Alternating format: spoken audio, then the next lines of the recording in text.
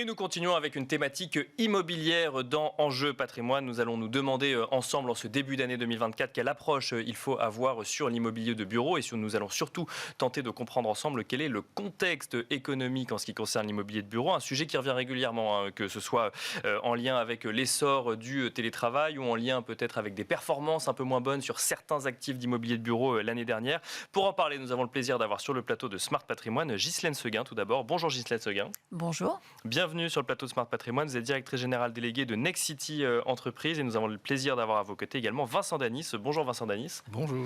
Président de Savignane. Alors on va commencer avec vous, Ghislaine Seguin, pour comprendre un petit peu le contexte économique de l'immobilier de bureau en ce début d'année 2024. J'ai regardé un petit peu les chiffres qu'on pouvait trouver, notamment pour l'Île-de-France sur 2023 notamment, et on constate toujours une baisse locative, mais qui résiste quand même. Oui. Et par contre, sur le côté investissement, c'est-à-dire nouveaux investissements dans l'immobilier de bureau, là, on a l'impression qu'on a plus de mal à trouver des gens qui sont prêts à réaliser des acquisitions. C'est ce que vous constatez également ? Absolument. Alors, vous savez, comme dans l'immobilier de logement, nos investisseurs sont impactés par la hausse des taux de financement. D'accord. Puisqu'en fait, tous nos investisseurs professionnels, que ce soit des institutionnels, ils se financent grâce à de la dette, pour une partie, puisqu'ils ont de l'effet de levier.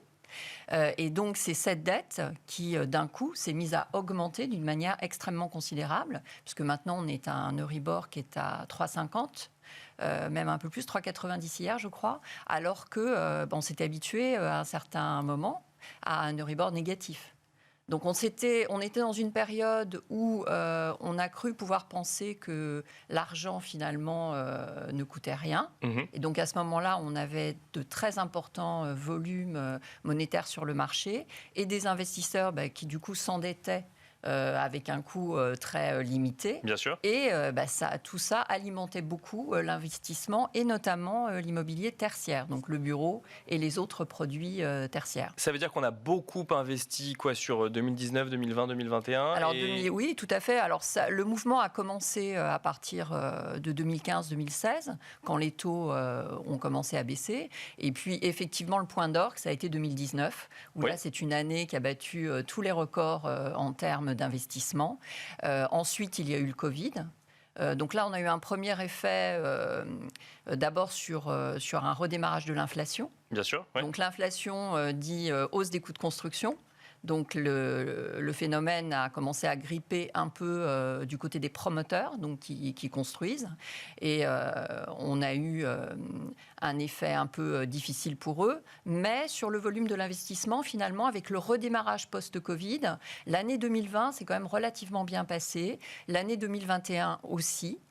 Et ce qui a vraiment arrêté l'investissement, c'est la hausse des taux de financement. D'accord, parce qu'on pourrait se poser la question, et je vous la pose franchement, est-ce que ces reculs d'investissement sont dus à juste un sujet de financement ou un manque de confiance dans l'actif immobilier de bureau en lien par exemple avec l'essor du télétravail comme on peut l'entendre depuis les mois de confinement qu'on a connus en 2020 ? Alors c'est certain on est dans une conjoncture pour l'immobilier tertiaire qui va subir une profonde mutation. D'abord, vous le soulignez, il y a l'effet du télétravail. Alors, ceci dit, l'effet du télétravail, c'est vrai que les entreprises ont tendance à réduire parce qu'ils tablent sur du flex office, des 20% d'absence réguliers, donc on va pouvoir organiser différemment les effectifs. Donc les locataires sont toujours là, mais ils louent des surfaces moins grandes. Ça, c'est ce qu'on a constaté tout à fait, c'est que les surfaces avaient tendance à se réduire. Ceci dit, cette année, on a vu qu'il y a pas mal d'entreprises, le mouvement est aussi venu des États-Unis, où on était allé très très loin dans le télétravail, et on voit que même des entreprises comme Zoom, par exemple, demandent à leurs collaborateurs de revenir au bureau. D'accord. Parce que finalement, cet effet, c'est assez délétère tout de même sur la productivité, la culture d'une entreprise. Et ça, c'est quelque chose que nous constatons quand nous parlons à nos clients. On le voit aussi en France, c'est-à-dire ce qu'on voit aux États-Unis de retour au bureau, on commence à le voir aussi en France dans certaines entreprises. Alors, d'ailleurs, dans l'immobilier, il y a un investisseur institutionnel qui a constatant la complexité du marché, a dit à ses collaborateurs, écoutez, maintenant, on revient tous au bureau travailler. Parce qu'on a besoin d'être ensemble, on a besoin de brainstormer. Donc, cet effet télétravail, il existe. Probablement, les volumes seront un peu moins importants, mais l'immobilier de bureau, comme on a pu l'entendre parfois, pour moi, ne va pas disparaître. D'accord. Ce n'est pas du tout ce que je constate. Ensuite, on a un deuxième effet qui va transformer notre métier et notre segment d'actifs, c'est l'environnement et l'empreinte carbone. Bien sûr, et la transition énergétique. Et la transition énergétique, fameux biens, parce qu'il y a le décret tertiaire qui arrive. Et donc, deux effets. Un, les actifs existants.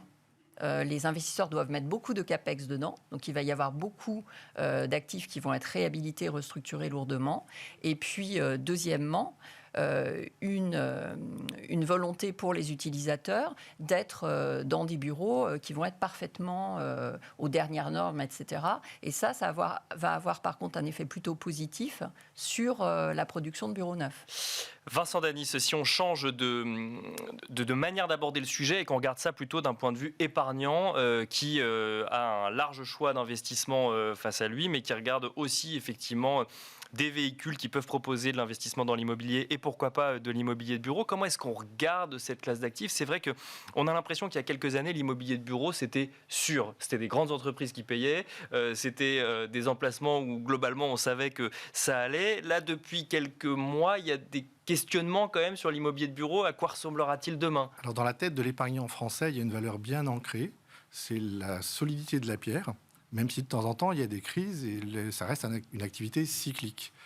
Mais ce qu'on a vu apparaître en 2023, certes la remontée des taux de financement, mais aussi par cette remontée des taux globalement, la création d'alternatives nouvelles pour l'épargnant, qui peut se dire, pourquoi resterais-je par exemple investi dans un contrat d'assurance vie multi-support sur un produit immobilier de rendement qui me rapporte habituellement 2-3%, mais sur lequel je commence à voir qu'il y a des difficultés, alors que je peux trouver dans le même contrat des fonds obligataires datés avec des rendements embarqués de l'ordre de 5%. Donc l'épargnant peut arbitrer à l'intérieur des contrats comme ça et passer d'une classe d'actifs à une autre. Donc nouvelle concurrence d'un certain nombre de produits financiers ou autres. Là, on parle du fonds euro ou de fonds obligataires, effectivement, qui proposent des rendements plus élevés. Avec les fonds en euros bonusés en 2024, on va avoir exactement la même chose, puisque l'épargnant qui ne veut pas prendre beaucoup de risques a des solutions qui lui sont proposées, qui vont lui rapporter entre 4 et 4,5. Et il commence à voir apparaître dans la presse, dans les médias, qu'il y a des difficultés sur l'immobilier de bureau, des immeubles alloués à vendre. Il peut se demander légitimement ce que ça va donner. D'autant que si lui-même est salarié, comme vous le disiez, on voit un certain nombre d'entreprises qui n'ont pas encore complètement réadapté leur mode de fonctionnement. Moi, je suis frappé quand je vais dans les bureaux d'une compagnie d'assurance et que je vois des réunions dans lesquelles il y a la moitié des gens présents et la moitié derrière écran. Certes, ça interagit, mais pas de la même manière qu'on le voyait par le passé. Alors, il y a un élément très perturbateur dans l'univers des placements immobiliers qui est la liquidité. Et ça risque de perturber encore pas mal en 2024 tout cet horizon-là. D'accord, ouais. On a vu en fin d'année dernière... Donc, liquidité des parts de sociétés de gestion de fonds immobiliers, notamment SCI ou SCPI. SCI, SCPI, EPCI. D'accord. Ouais. La SPIM vient de sortir les chiffres de collecte ou de décollecte de ces fonds. Et on voit que ça peut avoir un impact fort, y compris sur le marché directement derrière, parce qu'il y a aujourd'hui plusieurs dizaines ou centaines de millions d'euros qui représentent des parts en attente de retrait. À un moment donné, pour les gérants de ces fonds, il faut bien qu'il y ait une adéquation entre l'actif et le passif. Et globalement, ça veut dire qu'il y aura des cessions d'actifs dans un marché où, globalement, il y a peut-être déjà quelques vendeurs, mais il n'y a pas beaucoup d'acheteurs. Une question quand même. Alors effectivement, il faut regarder au cas par cas en fonction des investissements qu'on a déjà réalisés en tant qu'épargnant ou ceux que l'on souhaite réaliser. Mais votre vision, Vincent Danis, sur l'immobilier de bureau, est-ce qu'on est face à un changement de cycle ? Est-ce qu'on est aujourd'hui, 2024-2023, sur des années après des années fastes où en fait globalement, effectivement, le marché se réduit, mais ça ne veut pas forcément dire qu'il faut tout jeter non plus. Comment est-ce qu'on l'analyse avec le temps qu'on a envie d'y consacrer quand on est épargnant ? Alors, il y a une vision court terme, une vision long terme. Sur la vision long terme, on sait qu'on est myope, mais on essaye de comprendre ce qui peut se passer. Moi, le point sur lequel je me sens totalement myope, et je vous écouterai volontiers aujourd'hui, c'est de voir à quoi ressemblera l'immeuble de bureau d'un grand groupe dans 5 ans, dans 10 ans, pas d'un point de vue gérant immobilier de l'immeuble, mais d'un point de vue salarié, et voire d'un point de vue DG et RH. Comment est-ce que je motive mes collaborateurs ? Comment est-ce que je recrée un jeu collectif à l'intérieur de l'entreprise ? Si j'avais cette vision claire, je pourrais être plus pertinent, y compris dans mes choix court terme, pour me dire dans quel type d'immeuble de bureau aujourd'hui j'essaye d'orienter mes épargnants, parce que certains sont déjà en phase avec ces exigences futures, bien sûr, ou en tout cas sont en voie d'amélioration pour le devenir, et d'autres, effectivement, il y a le décret tertiaire, il y aura des travaux d'amélioration énergétique, mais on voit aussi des emplacements dans lesquels les gens rechignent à revenir au travail, rechignent sur le temps qu'il leur faut pour rejoindre les bâtiments où ils sont censés travailler. Donc ça, ce sont des freins importants. Pour le moment, les taux d'occupation sont bons dans les placements immobiliers. Donc je voudrais quand même apporter une note positive. C'est que tant que les taux d'occupation sont bons, que les loyers sont bien payés, ça veut dire qu'il y a des locataires indexés, et des locataires qui payent. Pour les motivations d'un épargnant qui cherche avant tout un rendement à long terme et sans avoir à gérer le locataire, ça reste une solution parfaitement adaptée. Ghislaine Seguin, Vincent Denis vous a posé une question. À quoi ressemblera effectivement l'immobilier d'un grand groupe, hein, c'est ça, l'immobilier de bureau d'un grand groupe demain? Déjà, est-ce qu'il est forcément en centre-ville? Alors ça, oui, je pense. Il y a vraiment une demande aujourd'hui de nos clients de centralité. Alors, ce qu'ils veulent, c'est une connexion extrêmement aisée au transport. D'accord. Donc ça, c'est un point qui est très important. Ce qu'ils souhaitent aussi, c'est avoir des services à proximité. Donc le salarié, s'il vient au bureau, il faut qu'il y vienne facilement. Et le midi, il faut qu'il puisse bouger, faire des courses, etc. Ça, c'est un point important. D'accord. Ce qui est aussi important, c'est qu'il trouve des services dans l'immeuble lui-même. Donc aujourd'hui, ce qu'on nous demande, comme on veut favoriser ce retour à une culture d'entreprise où les gens brainstorment, ils se parlent, on est dans le collectif, on sait combien c'est important, eh bien, ils veulent vraiment avoir des immeubles où on favorise ces échanges entre les collaborateurs. Donc on nous demande de plus en plus de salles de réunion. D'accord. On a le sentiment que finalement, il n'y en a jamais assez. Beaucoup de salles de réunion, beaucoup aussi d'endroits qui sont plus petits, c'est-à-dire un endroit qu'on appelle parfois cabine, où on peut être 2, 4, pour échanger et ne pas le faire sur le plateau, parce que désormais, le plateau de bureau, vous savez qu'il n'y a presque plus de bureaux individuels. Bien sûr, c'est très rare. Donc on est plutôt sur du plateau. Alors en flex office ou pas, parce que certains se mettent complètement en flex-office. Après, on voit que le flex-office, quand même, il y a des résistances. Parce que finalement, l'être humain aime bien avoir son bureau. Il sait qu'il va arriver, il va trouver un endroit où se pluguer. Donc son mug de café exactement, ou autre. Voilà. Je pense qu'on a nos petites habitudes. On a ce côté un petit peu animal aussi, bien sûr. Vouloir avoir son territoire. Donc je pense que l'immeuble de bureau, demain, il existera toujours. Ça sera un point très important pour les grands groupes, parce que c'est aussi partie de l'image que véhicule ce grand groupe et de l'intérêt qu'il suscite pour recruter des collaborateurs. Et nous, on voit que les jeunes collaborateurs, notamment, ils sont extrêmement sensibles à la qualité de l'immeuble de bureau dans lequel ils vont évoluer. Si je comprends bien, et on finira avec vous, Vincent Denis, en fait, ce qu'il faut regarder, c'est un immeuble de bureau où on ne va pas travailler, mais où on va se rencontrer, quoi. C'est globalement ce qui ressort un petit peu de ce que vous nous dites. On travaille. Oui, c'est vrai, oui, bien sûr. Ça, c'est pour la vision long terme, et pour la vision court terme. Attention aux évaluations, attention aux expertises. Oui, on a vu les publications des résultats des foncières cotées là depuis le début de l'année, type ICAD ou Gecina. Et les évaluations des actifs de bureau vont bien au-delà pour le moment de ce que prévoient les sociétés non cotées comme les SCPI. D'accord. Donc ça peut être une menace sur l'évolution à court terme.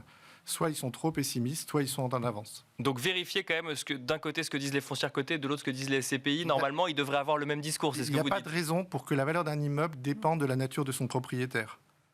Donc si à un moment donné, il y a une divergence de vue, c'est que l'un des deux se trompe, ou que la vérité est entre les deux.